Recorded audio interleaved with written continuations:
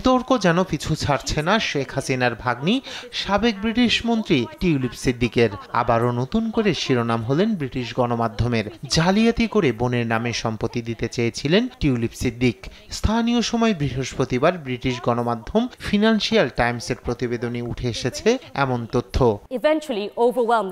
দুর্নীতি দমন কমিশন দুদকের কাছ থেকে পাওয়া নথির ভিত্তিতে ভুয়া নোটারি ব্যবহার করে গুলশানের একটি ফ্ল্যাট বোন আজমিনা সিদ্দিকের নামে হস্তান্তর করেন টিউলিপ। এ বিষয়ে খোঁজ নিয়ে দেখা যায় সাবেক প্রধানমন্ত্রী শেখ হাসিনার ভাগ্নির বানানো ওই নথিটি 2015 সালের। সেটি ব্যবহার করে পরবর্তীতে তার বোনকে গুলশানের একটি ফ্ল্যাট হস্তান্তর করা হয়।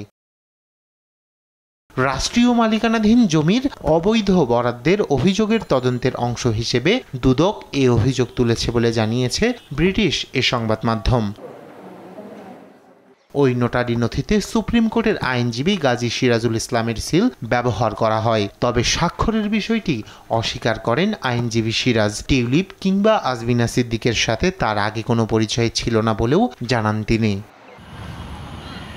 এর আগে যুক্তরাজ্যে টিউলিপের ফ্ল্যাটের মালিকানা সহ নানা দুর্নীতি নিয়ে প্রথম খবর প্রকাশ করে ফিনান্সিয়াল টাইমস। ওই প্রতিবেদনের পর নানা অনিয়মের অভিযোগ ও রাজনৈতিক বিতর্কের চাপে গেল জানুয়ারিতে যুক্তরাজ্যের সরকারি পদ থেকে পদত্যাগ করেন তিনি।